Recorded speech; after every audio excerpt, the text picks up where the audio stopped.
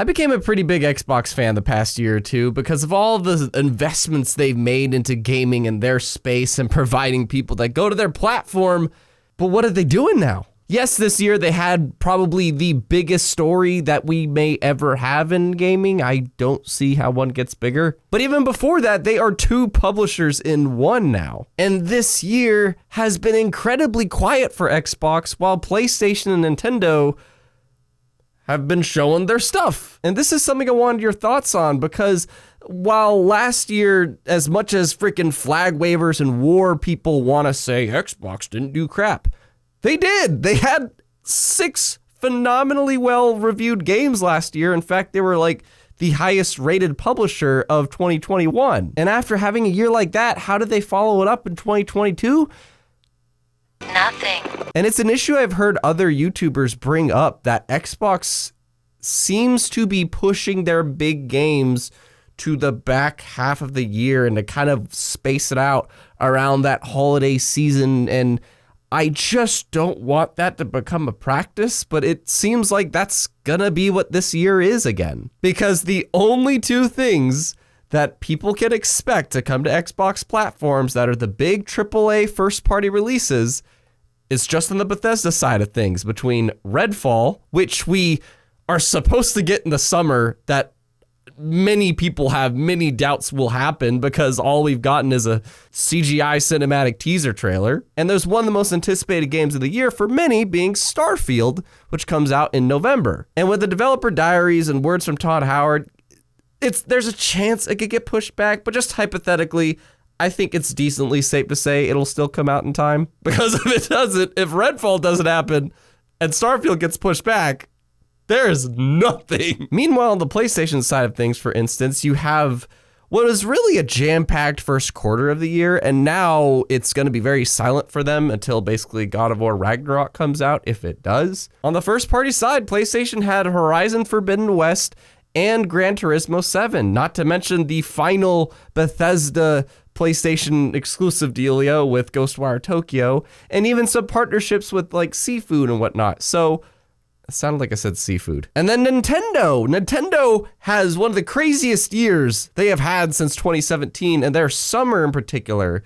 It's almost like they jam-packed everything in there, but they still had little pieces like Kirby in, March, and they used to have frickin' Xenoblade 3 in the fall, and they moved that up, so they're just gonna have a crazy summer, I guess. But we know that stuff from PlayStation and Nintendo, while Xbox, we have no idea what's this year. Yes, we'll be getting Season 2 and Season 3 of Halo Infinite, maybe another season of Sea of Thieves, and we should hopefully get a few partnered exclusives. But that's it. There's no big first-party games, and don't get me wrong, because Xbox still has a lot of first-party games in the works that we know about, like Avowed, Hellblade 2, Outer Worlds 2, Fable, Perfect Dark. There's a lot of stuff that we know is in development, but is this going to be the year that they really bank on Bethesda carrying their year? We don't know, and it's April. It's April, and I have no idea what the big first-party Xbox game that I'm looking forward to is. It's mostly partnership stuff. I was stoked for Stalker 2, and that got pushed back because of obvious, real-world reasons. It just has me curious why so silent. And again, don't get me wrong, I'm still primarily playing stuff on Xbox thanks to Game Pass, and I'm not complaining either because I get to have time to hit backlogs of stuff, but I could definitely imagine for those that, want that big first-party game. Nothing. God, I just remembered Deathloop is going to be coming to Game Pass in July, so that'll be a thing. See, I'm not complaining that, there's still a lot of stuff to play. It just keeps bringing back that issue that Xbox doesn't really have.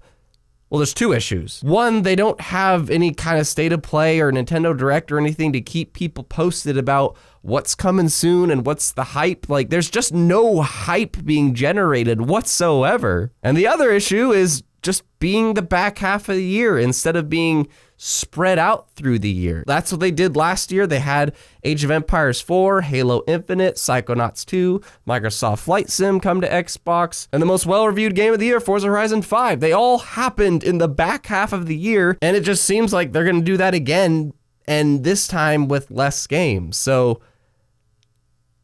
I don't know. Hopefully whatever they show in the summer showcase or whatever, if they have one, I mean, they have to have one, right? Can help clear up what the first party studios are up to. There's no word on what, whatever Gear 6 is. There's been a lot of like rumblings of what the Perfect Dark team is going through. Fable, I'm sure, is still ways off. Hellblade 2, that might be the closest of all the in-development stuff we know, but that's still probably a 2023 game. And Avowed and Outer Worlds 2, just they seem pretty far off. Oh god, I keep forgetting that Rare is working on Everwild.